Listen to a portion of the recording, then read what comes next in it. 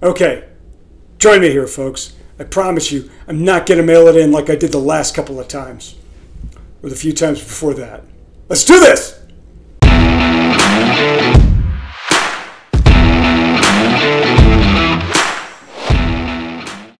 Mac Engel Podcast, thank you very much for joining me. Now, before I introduce my guest for this episode, Pro Football Hall of Famer DeMarcus Ware, I need to tell you about what it's like to be recognized in public and the stressors that come with all of this fame that God has burdened me with. No, I'm kidding, of course.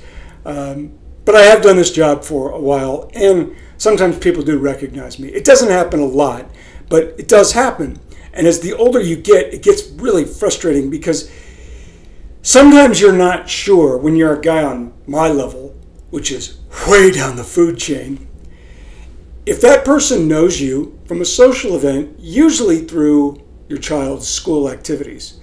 I can't begin to tell you how many times I have been at an event where someone will come up and talk to me and I'm not sure if I know them. I might know them. I might have talked to them a lot over the last year or two or whenever. Just those events have been spaced out and I don't know who they are. I'll give you an example. It wasn't too long ago. I was at Starbucks and this guy comes up to me and says, "Hey, Mac, how you doing?" I said, "I'm fine. How are you? It's good to see you again." No clue who he was. None. We proceeded to have a conversation for about 2 minutes, and I hope that he has handed the Starbucks mug where I can see his name on the side. And we're just standing there. I go sit down, not sure if this conversation is going to continue, and I go sit down, and sure enough, he comes down and sits across from me. We proceed to have a 15 to 20 minute conversation about a variety of subjects. Very nice guy, by the way, and I don't know who he is. And I keep praying, please, please turn your coffee cup so then I might see your name. Sure enough, takes a sip, puts it down, and there is his name. Bold letters. No clue who he is. None. Which totally cancels out my hope and aspirations that one day we will all be required to wear name tags. It's not against you. It's nothing you did. I just can't remember your name. No clue who he was. Again, nice guy. So the other day, I'm in traffic and I'm at a stoplight. And I don't drive a particularly nice car. I drive what is mostly a modern day station wagon. It's a Toyota Highlander. Guy comes up next to me and he starts signaling to me to roll my window down. And I'm like, how does he see me? My windows are kind of tinted, but nonetheless, he sees me and I do the nice thing. I roll my window down. No clue who this guy is. He's driving a nice car, black aviator sunglasses, black mustache, and he says, "Hey, are you Mac Engel?" I said, "Yeah, I am," much to my own surprise. And he says, I was just talking about you about 10 minutes ago." I said, "Well, I hope it was something nice." He said, "Oh yeah, it was." Light turns green. He's gone from my life forever until I run into him the next time.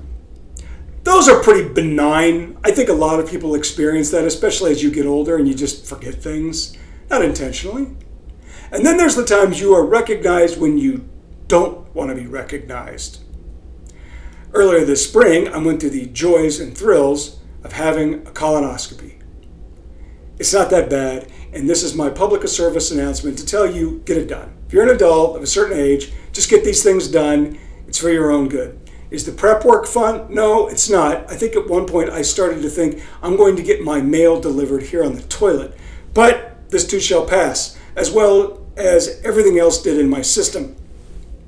So I get to the hospital that morning, and they put me in a gown, and I'm just waiting and waiting and waiting, and eventually they put me on the cart table thing and they wheel me back there and they're asking me a variety of questions as they're hooking me up to this, that, and the other and getting ready to do God only knows what to my body.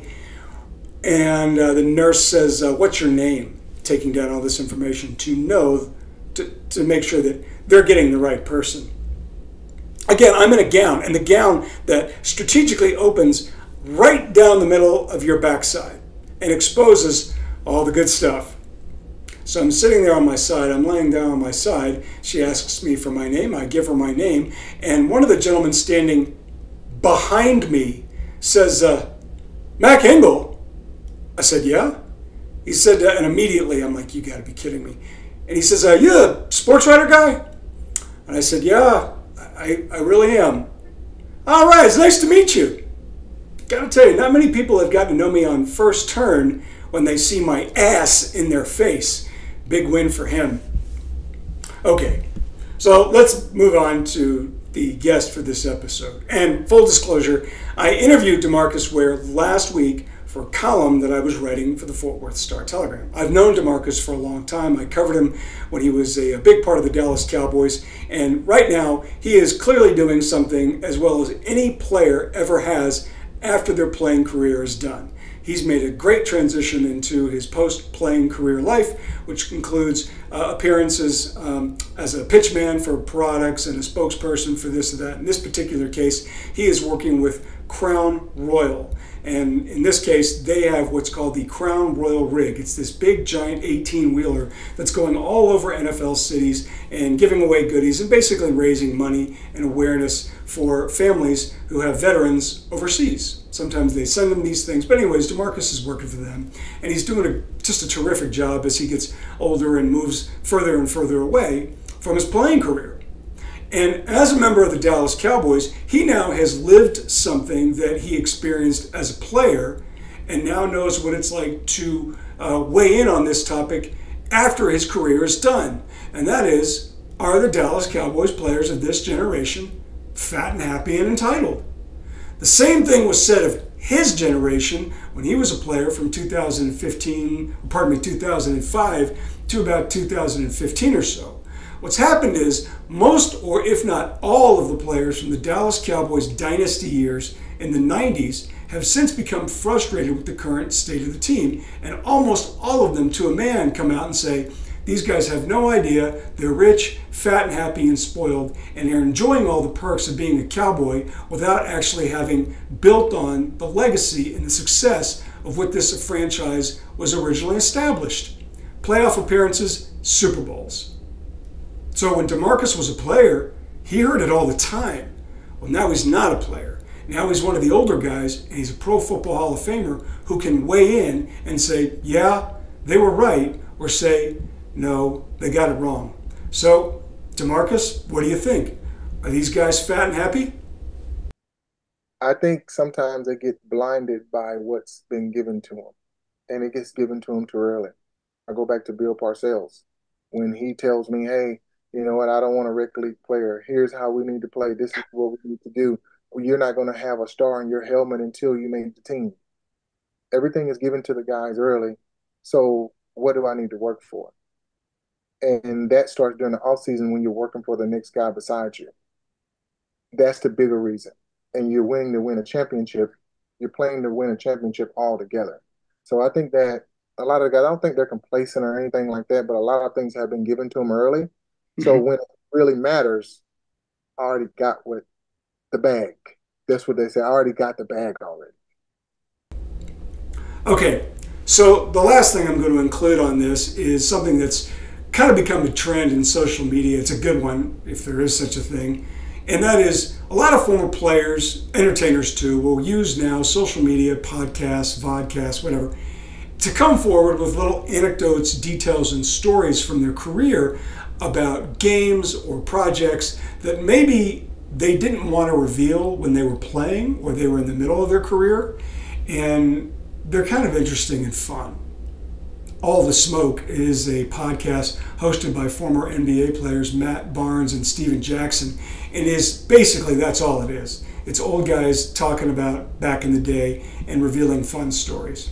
So when DeMarcus Ware was talking to me, I wanted to ask him about one specific anecdote that he mentioned briefly when he was a player, and I wanted to know the details behind it. This was in 2005. He was a rookie out of Troy playing under Bill Parcells, and the Cowboys had a game on Christmas Eve day in Charlotte against the Panthers, and it was an enormous game for the Cowboys because they had to win in order to keep their very thin playoff chances alive. The Cowboys went to Carolina as a 5.5-point underdog, and DeMarcus Ware had, like most rookies do, hit the wall. Most of these guys, after late November, early December, their bodies just aren't used to the workload, particularly back then, of a full 16 and now 17 game regular season. They get tired. But DeMarcus Ware was good, and all of the players knew it. So after the game, and DeMarcus goes out and he has a great game, and the Cowboys pull off the big upset, and DeMarcus has 3 sacks and forces 3 fumbles, and the Cowboys win in the final seconds of the game, and DeMarcus is the big hero. And after the game, he says, the guys came to me and told me, hey man, you got to play. So I asked DeMarcus, what exactly were the particulars behind that? Who called you out and said, brother, we need you, get moving? I think that game was close to one of those Christmas games. It was Christmas Eve.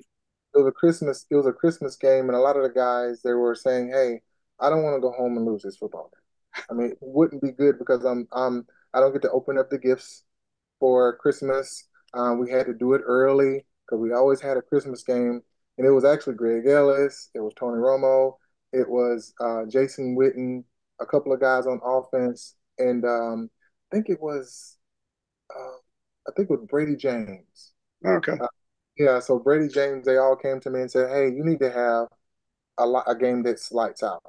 And when the whole team comes to you and say that, they sort of put you in a category in what you're able to do. I don't know if the guys on the Dallas Cowboys have done that yet and put that pressure on Micah and say, this is what you have to do for us to win this football game. But they did that to me. And once that clicked in my mind, that was my role on the team, I did that every week. So I want to thank DeMarcus Ware and the people at Crown Royal Rig for allowing me to use it. It's kind of fun. One more quick note. The Dallas Cowboys are coming off a humiliating loss at home against the New Orleans Saints, 44-19. And what's so dispiriting about it is that it's 1 week after they opened the regular season at Cleveland, where they basically ended quarterback Deshaun Watson's career. How do the Cowboys go from 1 week looking so good to the next week looking so horrible? That's the Dallas Cowboys, baby. And here's my lesson to you. I know they are the most popular team in America on which to bet. Do yourself a favor. Win or lose, don't bet the Cowboys.